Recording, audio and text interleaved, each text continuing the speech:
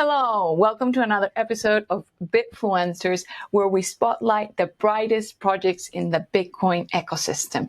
Today, I am here with my co-hosts Swiss and Stefan, and with our very special guest, Peter Dunworth, who is the founder of the BTC Advisor. Hello, Peter, how are you? It's a pleasure to be with you all. I'm excited to be catching up with you. Well, we're all very excited to have you. I think that you can share with us a lot of insight into what is going to happen with self-custody in the upcoming decade or whatnot. And so I'm excited to get started and get our audience to get to know you better. Do you want to tell us a little bit what the BTC Advisor does to start? Yeah, well, what we try and do at the Bitcoin Advisor is we help clients procure and secure more Bitcoin. And so there are some challenges in self-custodying Bitcoin. I think your audience and all of us on the call here are deep down that Bitcoin rabbit hole and are all pro self-custody advocates. But for beginners looking at Bitcoin, the thought of jumping into self-custodying Bitcoin and putting large swathes of their assets into Bitcoin, into self-custody is a daunting task. And what we try and do through collaborative security is demystify that process, help them feel comfortable to add large swathes of their capital to Bitcoin, and provide a framework for anyone looking to enter Bitcoin, or even OG Bitcoiners who want to secure their Bitcoin for generational wealth. Work with us to develop a plan that puts in place multiple different redundancies to ensure that there's no single point of failure in your self-custody setup. So what that does is that removes the risk of self-custodying Bitcoin, and then it leaves you to only have to deal with the volatility of the underlying asset rather than the risk of losing it. So we're thrilled to help people all over the world with that very niche service. Yes, when I first got into Bitcoin, I definitely considered that one of the biggest challenges for self-custody and for adoption was the fear of losing all your money. I mean, it's just quite terrifying, frankly. Most of us are not prepared for that. Are we okay to openly speak about what products you recommend or what infrastructure you guys use to help people? And I'm also curious, like, how many people do multi-sig versus like single sig, or what do you guys do? Oh, I'm happy to share everything that we do. And one thing that we want to do is we understand we charge a service, and some Bitcoiners might not like that.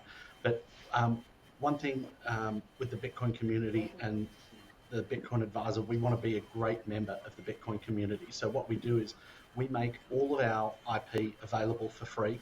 It's online. There's a stack of information. We've even created a ChatGPT bot for the Bitcoin Advisor. So if you're doing your own self-custody setup and you think, what would the Bitcoin Advisor do here?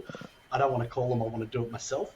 Then you can literally ask the ChatGPT bot, which is excellent. It's got all of our info and IP up there. So we want to be great members of the community that just helps anyone level up their self-custody and prepare for that sort of intergenerational wealth transfer.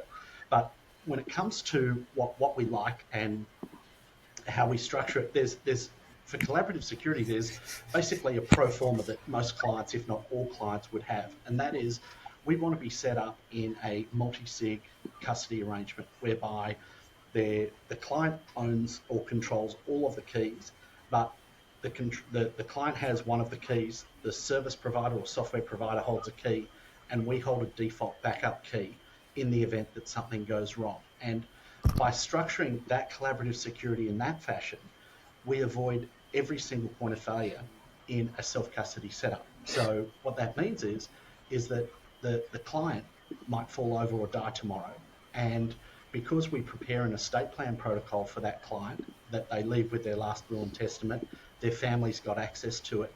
This is a living document that anyone can help recover their Bitcoin, but they can't move their Bitcoin. And so all of these processes tie together.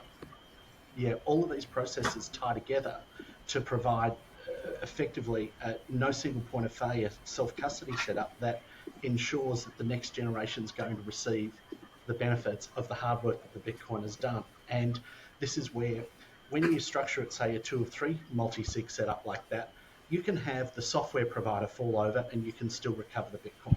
You can have the client fall over and still recover the Bitcoin. And most importantly, you can have the Bitcoin advisor fall over and you still recover the Bitcoin. So there's no single entity that the client's relying on at every single point in time. There's always a backup and a redundancy for every single chain in that self-custody setup. So by service provider, you mean somebody like Nunchuck or like Blockstream,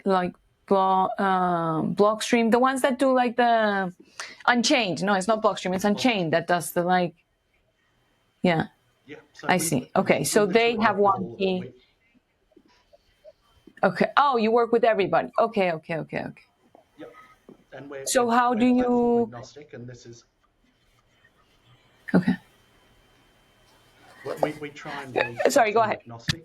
We don't want to pick favorites or winners in this space. We think that each platform has its own trade-offs. Like, just like collaborative security, there's no solutions, only trade-offs. You're making trade-offs in your self-custody, and just like the multi-sig providers, there's no solutions, there's only trade-offs. And there are some top names come to mind: Unchained, brilliant company; Casa, brilliant company; Nunchuck has done some of the most advanced work in this space. Then there are lesser known companies like Keeper, which is innovating, and the work they're doing there is really unique. You've got different service offerings like we've talked about with Stefan Liana, which I think is the future. What they're doing is absolutely brilliant. And one of my favorites from a ease and convenience point of view, like a user experience, is Thea. They're one of the best user experiences in Bitcoin that I've seen. And what we want to do is, and this is where, in a collaborative security environment, you have a lot of your security is done through the geographical distribution of the keys. And so the multi-sig provider facilitates that distribution of keys across multiple different jurisdictions. Okay. I can't help myself, but I always go for the tough questions. So where do you see self-custody go? Okay, before that, I have a question of scalability, but before we get to scalability,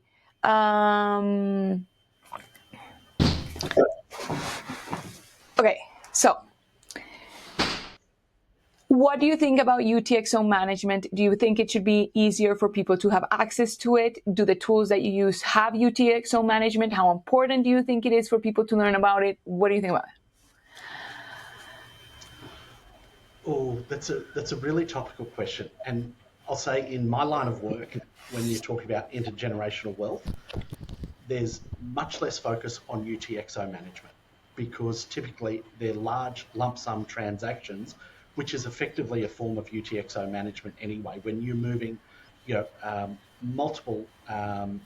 you're moving large lump sum transactions into a vault, that typically condenses multiple different UTXOs into one subset, into a single subset in a vault for long-term consumption, and so, or long-term saving. So it's not something that we focus on the day-to-day.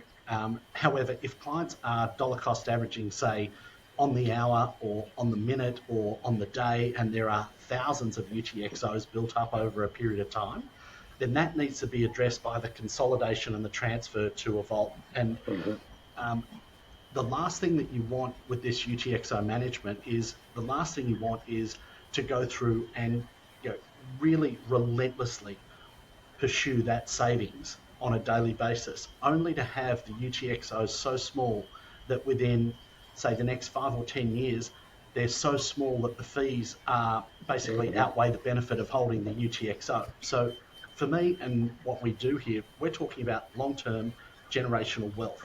And it's not usually focused on small or minute UTXOs. We really try and consolidate those into a one lump sum that sits in basically ice cold storage for years and years on end.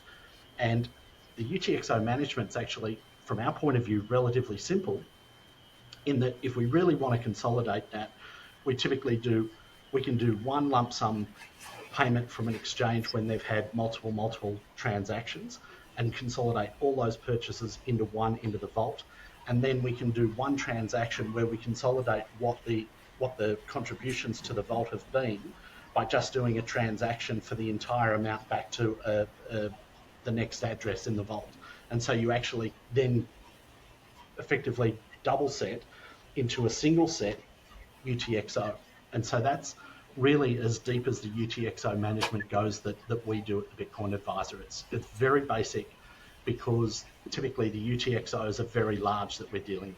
We don't have, on a day-to-day, we don't have to deal with, hey, is this UTXO that we've got here, is this going to be usable in the next 5 or 10 years?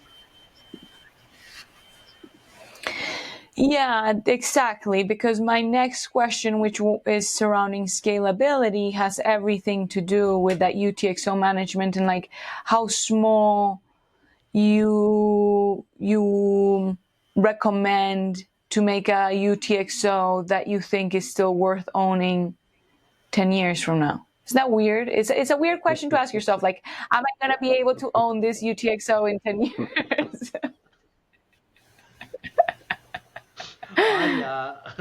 That's actually a great question. And I think what we've seen in the last 12 months, or last, say, 15 months, is we've seen the speed, like the fee spike to over 1,000 sat VByte, and then we've seen them drop to 1 sat VByte in the space of a year.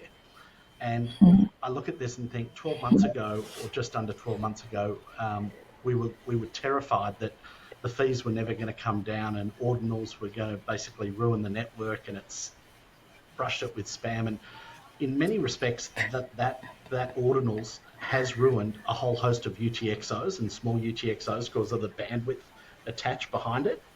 But then all of a sudden we're back down to 2-3 sat VByte. We've seen 1 sat VByte in the last month. All of a sudden, like, fees are going to go like that through time. So I think for at least the next 10 years anyway, we're going to have opportunities to be transferring Bitcoin at a sub 10 sat VByte for the next 10 years. Now, you might have to wait for transactions, but all of a sudden you'll get very good at identifying and having a look at what the VByte rate, what the fee rate looks like. And then when that opportunity comes for a 1 sat VByte, you'll just watch a host of those UTXOs flood the network to consolidate the transactions into a more meaningful UTXO that they've got.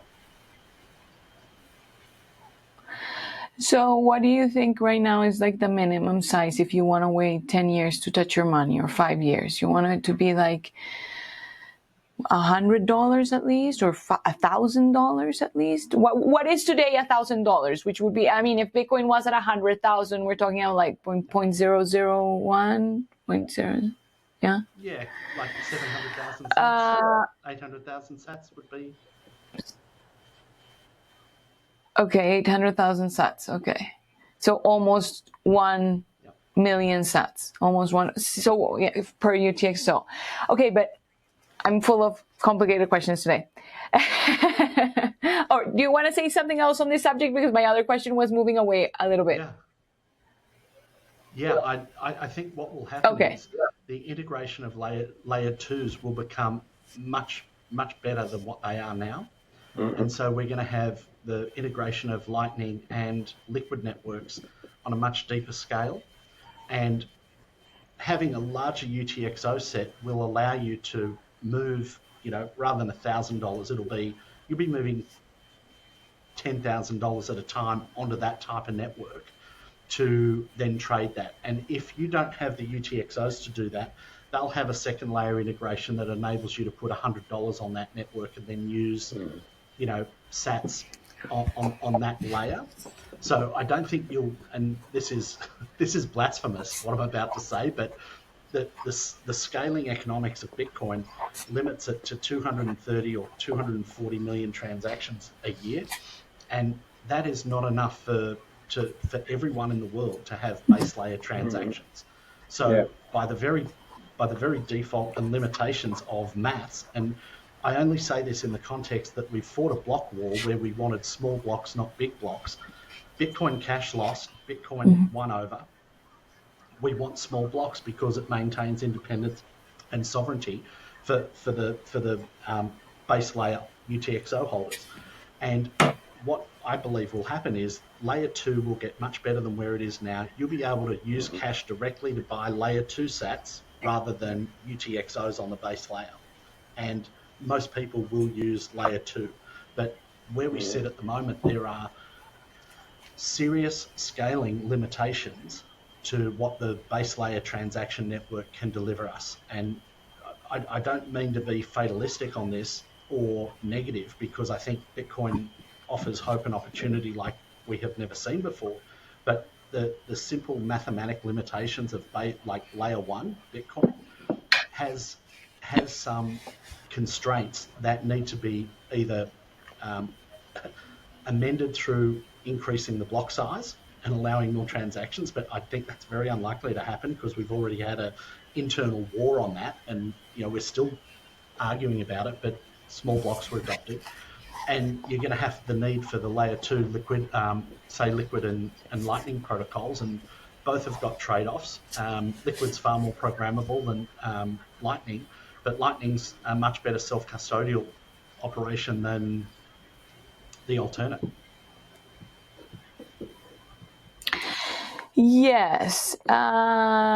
You touched on a lot of subjects right there at the end. So regarding the block size, I think this is one of the issues that I have with the block size, and it's that it's not enough. Like, we could up the block size. Let's say we doubled the block size. That's great, but it still wouldn't be enough because we would just be going from 230 million to 500 million. And it's not significant enough. We still need layer 2. So what's the point? Because the whole point is that right now it grows the megabytes at the same rate that we are, with that equation of like how fast we're able to develop technology and storage. So the price of storing the entire blockchain will be stable throughout time if we don't increase the block size. So I because at the beginning when I first got into Bitcoin, I didn't understand that. But what I've realized over time is that it wouldn't make enough of a difference for it to be worth doing. And what we really need is really good second layer solutions that can actually close the gap that we need to close. I have a question to maybe we can talk a little bit about Lightning and Liquid a little bit more. I'd like that. But first, can you tell us which software that you use today do you think provides the easiest UTXO management for the users? Because I feel like a lot of software doesn't undermines that part a little bit. Is not. It just happens in the background instead of allowing the user to have control. So what tools have you found that are the most useful? There's only one I use for really detailed UTXO management, and that's Sparrow. I'm not aware, Sparrow? I'm not familiar with any others. Yeah, and it's quite complicated, Sparrow, relative to everything else. And if I look at the multisig providers, they're not in the business of UTXO management. They're in the business of multisig custody. And so the tools that you've used with their software, you kind of have to do other things that achieve the result of a UTXO management. And so how we use, say, the multisig providers to achieve a UTXO outcome is for clients who have got multiple deposits into a vault, maybe 10, 20, 30 transactions into a vault. What we'll do is we'll send the entire vault balance to a new wallet address to condense all of those UTXOs into a single UTXO in the vault. But it's very it's like using a hammer for a job that requires a scalpel. You're not using the right tool for the job. But if you want the right tool for the job, I think it's Sparrow.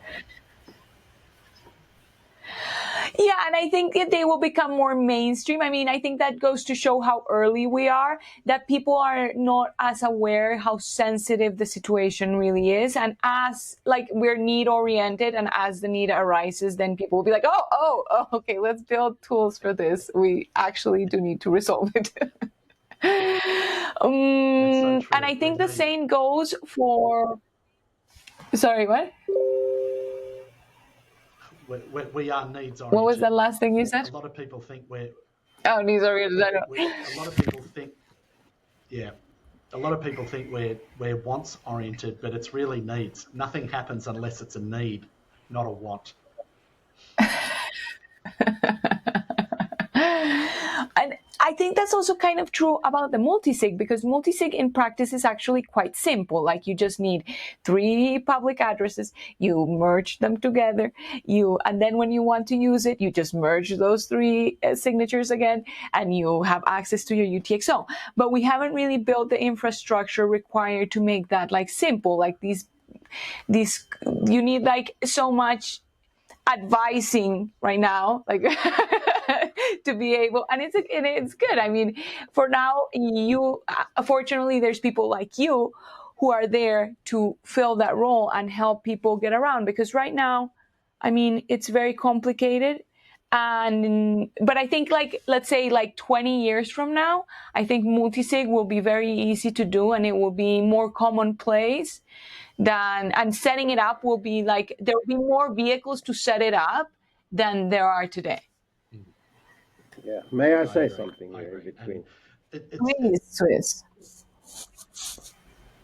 Yeah, actually, I'm a happy customer of the Bitcoin Advisor, and actually Stefan helped me to onboard back then, and I have to say that the user experience of the multisig provided by the Bitcoin Advisor, I mean, it doesn't get any easier than that. It's super, super, super easy, and I sleep much better because I'm not the single point of failure.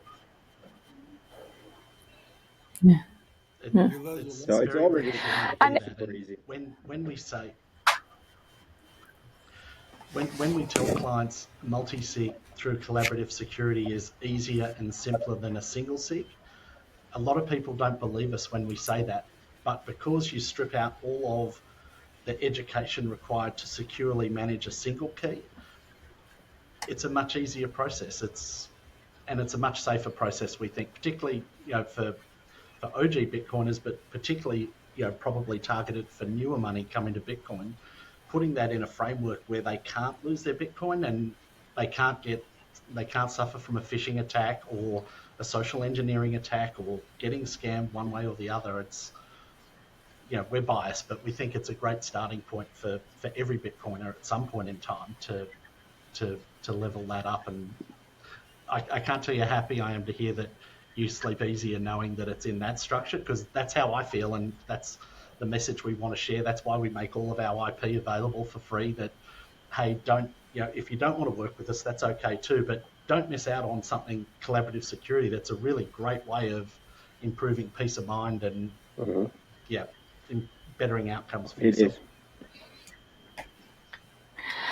I think one of the things that I would like to understand better is that for Bitcoiners, it's a huge change in paradigm, right? Because when you have fiat, you have no problem having it in a bank account, and it's just a number on a computer, and you trust it, and you don't think about it, and you don't care about it. But when it comes to your Bitcoin, God forbid anybody has any like access to your key or shared security or like all that stuff. It's like, no, you stay away, stay away, stay away.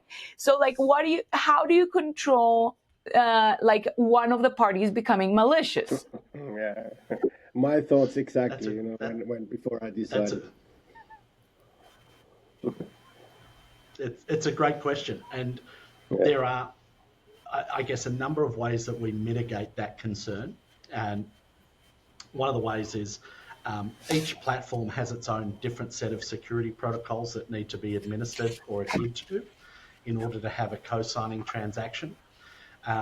So things like, say, Unchained, in order to sign a transaction, they require that key is baked into their platform. So in order for Unchained to sign a transaction, the request needs to be generated on their platform, which requires username, password, two-factor authenticator, and then a video recording, and then there's a time delay, and then there's multiple emails along the way to confirm that a transaction is actually happening that would obviously need to be intercepted. So it's a fairly convoluted way. That's just to get one side. That's just to get one party to sign. But I'll tell you, you alluded to earlier, what does the future of self-custody look like? And this is where, to me, the integration of Taproot and the evolution of Multisig that's coming down the road, and I know you're working with the Liana boys, which what Kevin's done there is so impressive. And I think what I see happening and what I'm hoping for, because the same concerns, Swiss, that you share, I share, because I have my Bitcoin in the same structure that you have and all of our clients have. But one thing that really excites me about the future of Multisig is, Danny, your concern around collusion. The Taproot and the ability to have programmable Multisig is a complete game changer, because what you can do is you can set the client key as a master key that needs to create every transaction on the vault for a period of time. And then you can have that function decay over a 6-month period. So in the event the client loses their key, we don't want that vault being locked forever with the client controlling it. It would decay to a standard 2 of 3 multisig, which is what we're currently doing now. And then at the same time, to me, a really exciting part of this is having a third function, a third default backup, which is in addition to what we do now, which is a time delay transaction back to an exchange or a safe place for your Bitcoin in your vault. And I look at that and I think, this is wonderful. This adds, it removes any concern of collusion. So I might just sort of go on a rant here, because this is one thing I'm really excited about. But in light of what we've been through as a globe in the last, say, 4 years, it feels like all of our institutions have lied to us and gaslit us along the way. So there's been a complete degradation of trust in the world.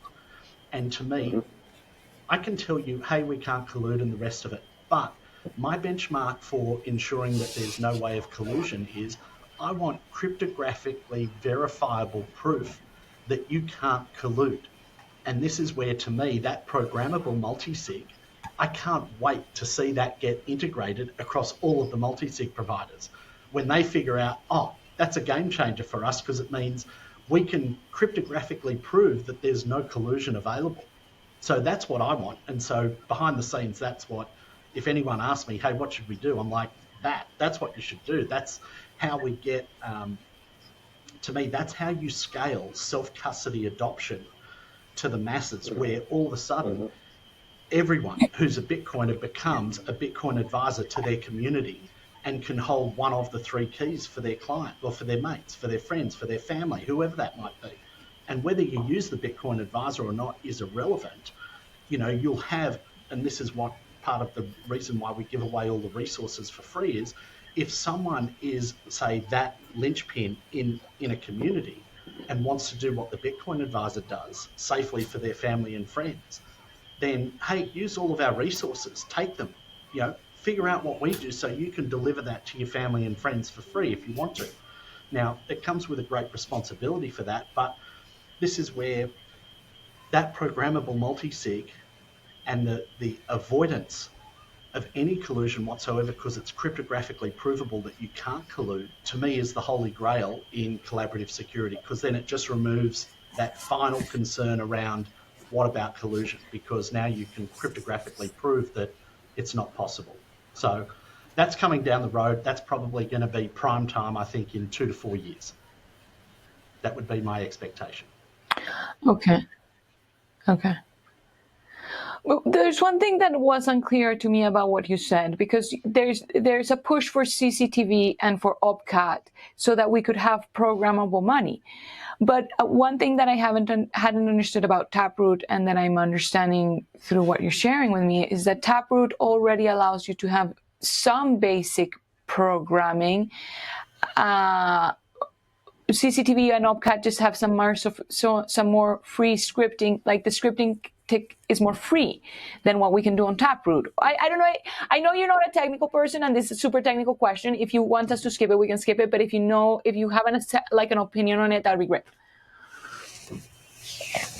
Good question. Well, I might have sort of overplayed Taproot and undermined Miniscript, because a lot of that's Miniscript functionality as well. and I might refrain because I'm not technically proficient to make comments on this, and I usually get myself into trouble making ignorant comments about new technology. So the less I can say about it, the better. But I do love what you said. I do think the Taproot that allows us to do this like chained custody is really interesting, and I thought that it was wonderful that you mentioned this idea of having a backup transaction where all your funds move to a new wallet, because I had thought about this a year ago and I was like, is this really useful or am I crazy? And the fact that you're thinking about it means it's not totally crazy, so I like that idea. Oh yeah, definitely not crazy. So and for say with what we do, I don't think that would ever be needed. But if you've got another redundancy that you can put in your setup, then why not do it? And maybe I don't think we're being clear what the backup transaction means. I think I just understood you because I had already thought about it. But what we're saying is, imagine if every Bitcoin wallet had set up that if you don't connect to it or don't interact with it in the period of a year, then all the funds get moved to this other address. And you input that address and you make sure it's another address that you control. So in the case that you were to lose your funds in one place and you would have this other key, but then you would have two keys and you have to manage two keys. So that's why I was thinking like it was terrible complexity and like not really useful in the end. But there is something interesting about that, because then it makes it so that if you lose your key, there's like some backup, like some time locked backup where like maybe you don't own that key, maybe someone else owns that key, like an institution, and then the institution has to give you back the money. But I'd rather trust that institution than trust finding the private key, because that's never going to happen, so there is a nuance. There is some nuance to that problem. All right. Okay. There is something that we all want you to explain to us that you understand well, and it has to do with debt and collateral. And I don't even know exactly how to frame the question, so why don't you explain it to us from the beginning? So I firmly believe that Bitcoin is the best form of collateral ever invented. The reason why that is because it's liquid 24/7, 365, and most importantly, it is a bearer asset. Oh my goodness, I love this. I love this graphic that's up there. And what we've got at the moment is when you've got a digital bearer asset, and this ties into kind of a complicated thought, but it leads to understanding that the market cap of Bitcoin needs to grow dramatically from where it is now. In that, what we have here is we live in that green triangle now, which is a debt-based system, which is a little bit of equity with a big triangle of debt on top of it. And that little bit of equity is trying to balance all of those assets above it. And if you put a pyramid on its tip and try and balance it, it's very difficult to do. And that's what our current banking system is trying to achieve. And it didn't start out that way. The current banking system started out with equity as the largest component to the system. And then what you would do is you would use a little bit of debt to add stability to the system. Sadly, what's happened is that it's like someone building a Jenga pile. And what they've done is, over the last 50 years, they've built this Jenga pile that's turned into an enormous triangle balancing on a tiny bit of equity at the bottom. And what Bitcoin does from a collateral perspective is it completely inverts that upside down pyramid, and it returns to a pyramid or an equity-based system whereby you have the equity as the largest component of the system and then a little bit of borrowing on top of that. And this is where what I see being built out across the global markets is that we don't have everyone talks about having a debt problem, and we don't have a debt problem. What we really have is a collateral problem, because a debt problem is never a problem if you've got collateral to sell to take your money back. It's only a problem when you go to sell that collateral and no one wants to buy it. And this is the problem that we face at the moment. The world thinks we've got a debt problem, and it's like, it's not a debt problem. There's no there with the collateral that's propping up the debt. So if you were to ever call in the debt and say, hey, give us the money, there's nothing there. There's nothing they can give you that's of any value. And so what's interesting is we need to create collateral in the market, and there are social consequences for creating, and this is through money printing, through creating collateral in the market. And how we've done that is we've created collateral by printing money, making credit really, really easy and accessible. We've created systems and processes to focus on property as a way of creating collateral in the system. So the credit available for property purchases, like back in the mid-90s, the Clinton government, as an initiative, decided that they wanted all of the Americans, and Margaret Thatcher in the 80s wanted all Britain, all of the Brits to own property as a way of increasing their socio-economic standing. And the only way that they could do that and make it affordable was to make debt more accessible. And so what we had was 40 years of interest rates coming down, property prices going through the roof, credit quality going down and down and down, so that more and more people could access it. And all of these markets that are built on debt, so property, stocks, and by default bond market, they've created all this equity, but there's nothing backing it because there's no there. And this is where, in order to secure our banking system, we need more collateral in the market to secure and underwrite the debt that we've got. And I look at this and I think the governments around the world have got a serious problem. How do they inflate the asset prices without causing social upheaval? And if you increase credit availability to increase property, all of a sudden you're only increasing the cost of living crisis that all of the Western democracies are facing right now. And I look at that and think, if they inflate that money and they let it go into property or stocks, all of a sudden you incentivize the wealthiest people on earth to get richer. It increases cost of living pressure, it increases inflation. All of a sudden people are having a hard time putting a roof over their head and affording food. But there's one asset that they can pour all that money into, which is going to have an outsized return of creating collateral, and it's going to have no social impact on the day-to-day living of people. And that is, if they dump a whole lot of capital into Bitcoin, you're going to create outsized returns because the Bitcoin has the greatest multiplier effect relative to any other asset class. So you're going to create the most amount of collateral for the system with the smallest amount of input. And this is where I look at this and I think, this is a no-brainer. If the bankers understand how this works, this is the asset that they want to support, because there are no downstream social consequences and negative impacts on how people vote if they just pump Bitcoin relative to every other asset class.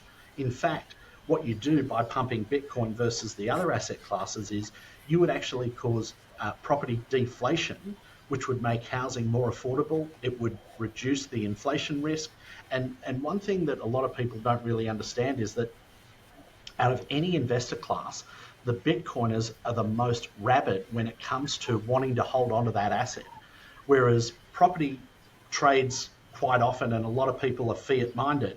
But when it comes to Bitcoin, as a lot of the influencers like to talk about, Bitcoiners are psychopaths in that, even Michael Saylor, who's got 500,000 Bitcoin, still believes he does not have enough Bitcoin. And he's still trying to accumulate. And so I look at this and I think, if you want the smallest social consequences for creating the collateral that your system doesn't have, then there's only one asset that they really want to buy and support and create a framework around, and that is Bitcoin. And if I take a step back, and this is going to be very unpopular, but one thing that Larry Fink's been trying to do for the last 40 years, since the mid-80s, is he's been trying to create a framework for people to speculate that's going to include all of the assets of the world. So he included mortgages, residential, commercial property-backed mortgages, you name it. But the speculation on those assets has real world consequences for people who are renting and buying and selling homes. Whereas if you speculate on Bitcoin with US government bonds, all of a sudden there's no downstream social consequences for Wall Street gambling and speculating on this asset. So long term, I look at this and think pretty soon, Larry, if he hasn't already got it, I think I'm being a little harsh if he hasn't already figured this out. He's figured this out 40 years ago, and Bitcoin's the perfect asset for him to start trading and moving all of Wall Street's focus and influence into that asset class to trade, because it allows them to trade and speculate on the most volatile asset in the world without any real world consequences affecting, day-to-day mum and dad Main Street investors. Mm-hmm. Okay, we're going to do a very short break to share our partners' marketing.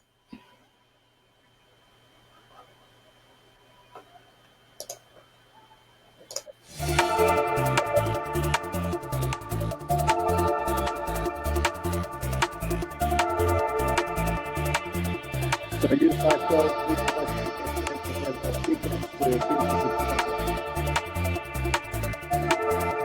and check out the Bitcoin as well, our partner. Link below and use it.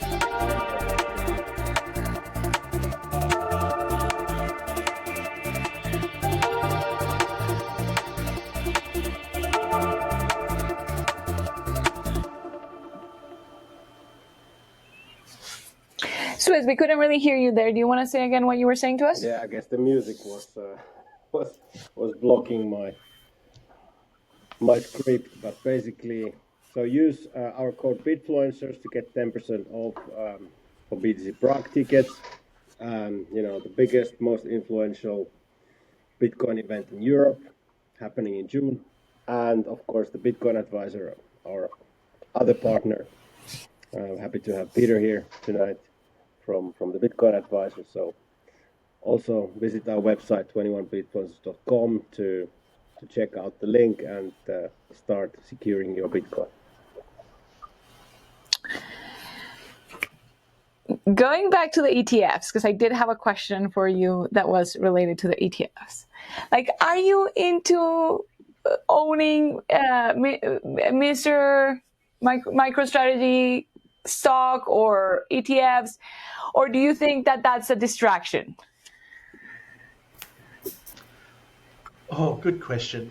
You know what? I ultimately it is a distraction, but you've got to meet people where they are. And I had a conversation just yesterday with one of Australia's preeminent stockbroking firms. We got to sit down with the CEO, the chief investment officer, and head of research, and Bitcoin's not on their radar.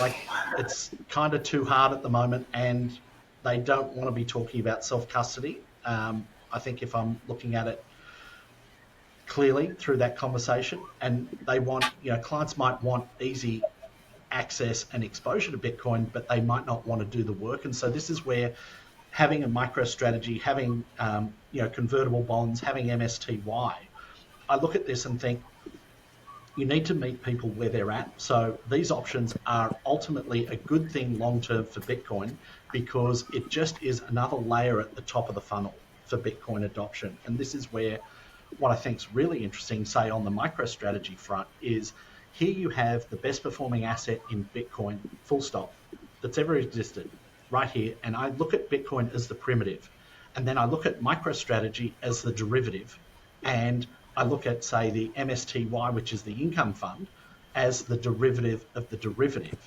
And what you're seeing in real time is you're seeing Bitcoin terraform the entire financial landscape. Whether TradFi likes it or not, they're going to have to pay attention to this at some point in time, because what you've got is the best performing asset in Bitcoin, the best performing stocks in the world in MetaPlanet and MicroStrategy, which have outperformed everything by the proverbial mile, including our, favorite, Mag 7 stock, Nvidia. And then you've got the best convertible bonds on earth, the best performing bonds by a country mile in MicroStrategy's convertible notes.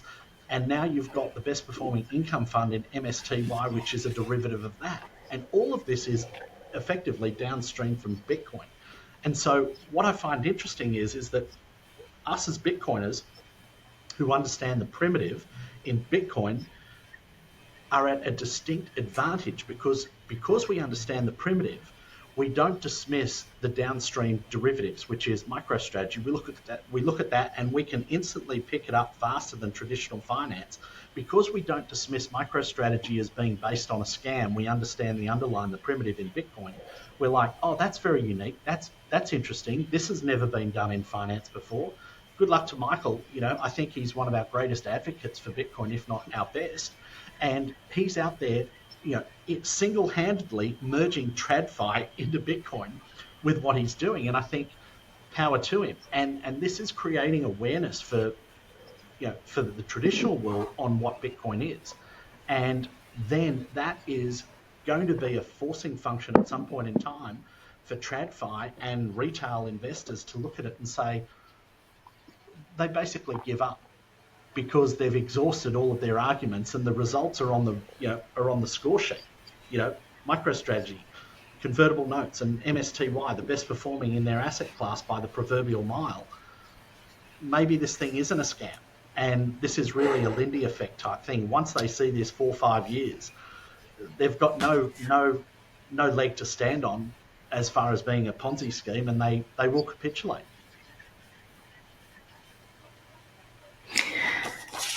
We'll see how things evolve. Oh. We are so early.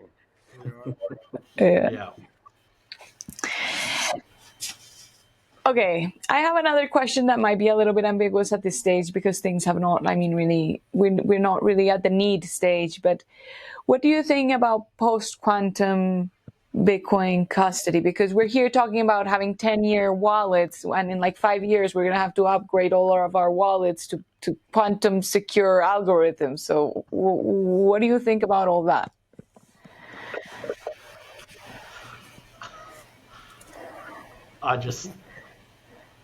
The physical limitations on quantum computing, I don't think people have sort of really comprehended, to my knowledge. And this is a loud, ignorant comment from someone who knows very little about this, but I will be shocked if in 10 years' time, Bitcoin has to change anything to accommodate for quantum computing. I don't see it happening. It's not going to happen. Not to say that Bitcoin can't accommodate it, but I'm just saying it won't need to. The stories I read are just puff pieces talking about a microscopic moment in time where they were able to achieve X, Y, or Z. And I look at this and I think, even with AI, even with a whole host of improvements, I don't think they're going to get the qubit requirement to break SHA-256 anytime soon. So I look at this as a storm in a teacup, and a lot of people really underestimate just how vigilant Bitcoiners are and how quickly the Bitcoiners can adapt to new technology or threats to Bitcoin. And this is where, once it becomes a real thing, or we get to within a margin of error of 1 to 2 years of this, Bitcoiners will adapt and just put in the changes that need to be put in place to create a quantum resistant wallet configuration and network. So I look at this and think, there's a lot of fear-mongering around this, and I just don't see this being a real issue in the next 10 years. I hear where you're coming from in the sense that we haven't truly figured out quantum computing. However, I am on the Google list, like the Gmail Google list of the Bitcoin developers, and they talk about quantum resistance on a regular basis. Like how you're saying that they adapt? They are already working on how to adapt. Like this is already happening, which is okay, which is fine. It's because it does have to happen like before they figure out how to do quantum computing. I just think it's an interesting question because we are already understanding Bitcoin is already really hard without going into quantum computing or quantum resistance algorithms. So I just wanted to see how you felt this could affect the interest of the users, or if people are going to be dissuaded, but maybe we're still a little bit early for this to begin to affect people's mentality. Well, I don't think it is. I think it's a storm in a teacup, and I speak to people who have a serious concern about quantum computing, and I'm like, that's bullshit.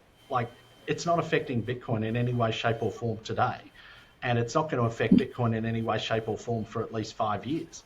So, I think if you look at the incentives, and this is going to probably land me in a lot of trouble, but you know, I look at the analogy of the developers in Bitcoin as being a really good trader. And if you read one of the greatest books ever on trading, it was Reminiscences of a Stock Operator by Edwin Lefebvre. And it was about Jesse Livermore, who was the world's greatest short trader. He was unbelievable. I urge everyone to read this book because it's a great biography, and there are so many chunks of wisdom on life and trading in that book. It's the Bible of trading, and it was written 100 years ago. But he said the money wasn't made in the buying or the selling. The money is made in the sitting. Now, much to the success of Bitcoiner is, the most successful strategy is just hodling. The difficulty is in the sitting. And I look at this when it comes to the development of the Bitcoin core and the code itself. The difficulty is in the sitting. No one likes the sitting because developers, what do they want to do? They want to develop. And so they don't want to sit there on their hands and just, manicure the code and make sure we debug it and the rest of it. That's really boring, but it's really, really valuable. And this is where, there's a disconnect. Like those developers who maintain the code and literally just make it run smoothly and debug it should be gods in our industry. And this is where a lot of people want to be, say, the next Luke Dash Jr. or the Peter Willie. They want to make their contribution and mark to something that's been so good to them. And so they're incentivized to find and beat up a problem and then provide a solution, which is, not that it's not a problem, but the problem might be a lot bigger than it is. I don't know. That's an ignorant comment for someone who No, knows very little I heard about it. what So you were. just dismiss I everything that I understood where said. you were going. I think we understood where you were going with that, and no, and that's definitely true. And like, Bitcoin has become quite robust, and contributing is every day more limited in the sense that as it ossifies and as it becomes like more defined and unchangeable and immutable code base wise, then contributing becomes, you have to get more creative to contribute. So I can see how that will inspire these types of conversations that are early. I'd just like to caveat to any developer that I've upset, I sincerely apologize. It was not my intent to do that, and I appreciate all the hard work and effort that you put in, because without it, none of us benefit. So I am on your team. I don't think anything you said was offensive. I think we're just understanding like the philosophical underlying forces of the whole situation. So Stefan, do you guys have any questions you would like to ask? Well, I know None of the top of your head. Question. I don't know. Well, I didn't know if because I've been like talking so fast the whole time. I didn't know if there had anything like, I didn't want to leave you guys hanging. Is there anything? Just what I wanted to say, coming back to the Bitcoin advisor, is that basically Bitcoiners tend to think that once they understand Bitcoin, they have passed forever the ego test. And I think that multisig, and in particular collaborative security, is an extra ego test. Because once that you can handle your own keys, you think that you don't need help anymore for anybody evermore again, because you don't realize that you are the single point of failure regardless of the level of expertise that you have. So it's a humility test, it's an ego test, and so Just please, guys, realize that you are the single point of failure. We all are. Does it mean that I have passed the ego test? Excuse me? Does it mean that I have passed the ego test? You have, Swiss. You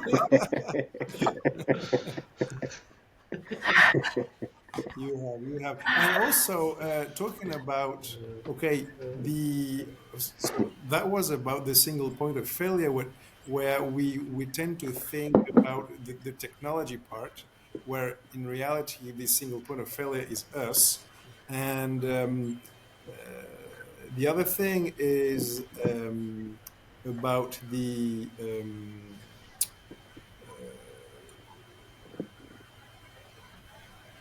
well, there was another argument that will come back. Excuse me. I can't remember what it was. Peter, is there? Oh, sorry, No, I could Peter. remember Is what there it was. any? Oh, I was saying about collaborative security. But it's okay. We are not is there? 21 anymore, Stefan, you know. Yeah, exactly. That's why I always have my notes. Is there anything else, Peter, that we haven't asked you that you think would be important to highlight today, that you're excited about, that you're worried about, that you've seen happen recently?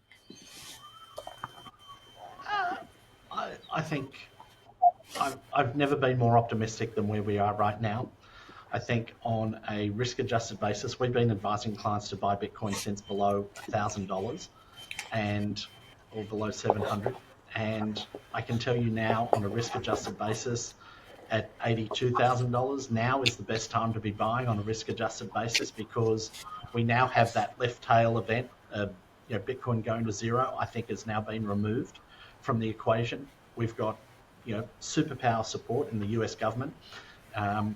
They're looking at the strategic Bitcoin reserve. I could not be more optimistic than where we are right now. And Bitcoin has a habit of disappointing you.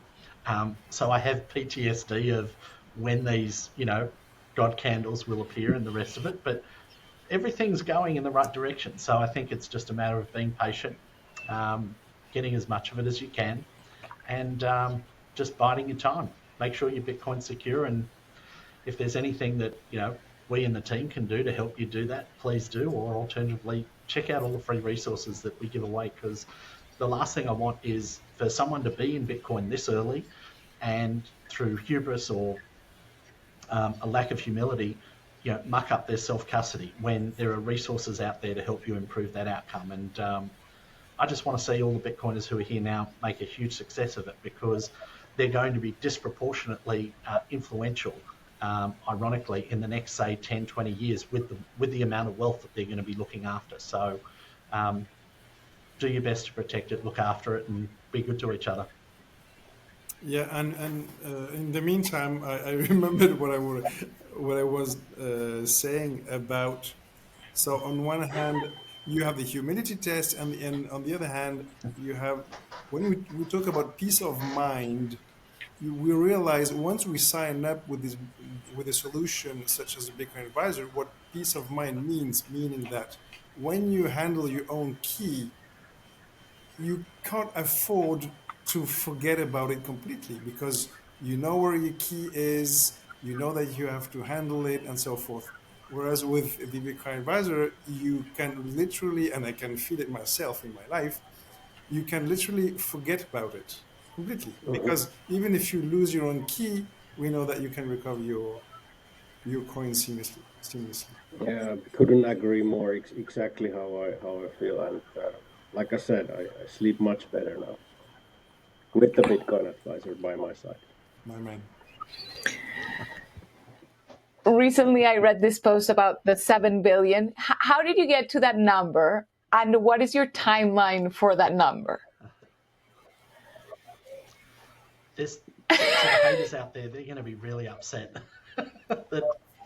that number's now $14 billion, and it's no longer 7. It's just doubled, because In today's dollars, we've gone through a halving. But in today's dollars, very, very simply, I believe, and this is kind of an explain it like I'm five, or I wear a face mask type response. So I tongue in cheek, but if there's $7 trillion worth of transactions on a daily basis, and there's 450 bitcoins developed, minted per day, my simple math is that you're going to have $7 trillion worth of trade on a daily basis, fulfilled by 450 bitcoins that are being minted on the day. So you'll have 7 trillion divided by 450 bitcoin will give you roughly about $14 billion a coin. So there's a lot of upside in front of us. But why are you dividing it by the reward? Because that's the Bitcoin that's been minted on the day, and the services that have been produced on the day need to be fulfilled by what was created on the day. Now, I know it's a simple analogy, and obviously that won't hold true, but I actually think it will end up being a whole lot more than that, because as credit products develop on Bitcoin and you get the financialization of Bitcoin, less and less Bitcoin will come to market. So what my skew is, and I firmly believe that as a starting point, Bitcoin's fair market value today is in the billions of dollars per Bitcoin. Yet we can buy it for $82,000 a coin. So I look at this and I think this is the greatest disparity in fair value I've ever seen. Now, I look at Bitcoin a little differently to most people, but from what I can ascertain, and there's no hyperbole in here, that I think if everyone understood and looked at Bitcoin the way I see it, that Bitcoin would be billions of dollars per coin, not in the tens of thousands. Yeah, I agree with that. It's just a matter of time. But I also want it to happen very slowly so I can accumulate more Bitcoin, and so that the Bitcoiners that are onboarded are intelligent and self-custodian.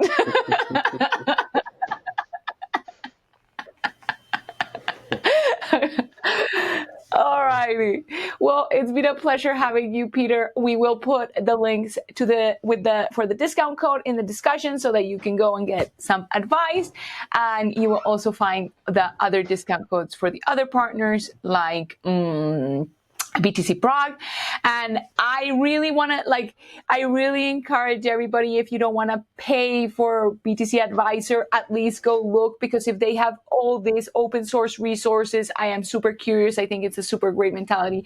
So go check it out and support them, and also self-custody your Bitcoin. We don't want you to lose it. Yeah, open source everything as tax sets.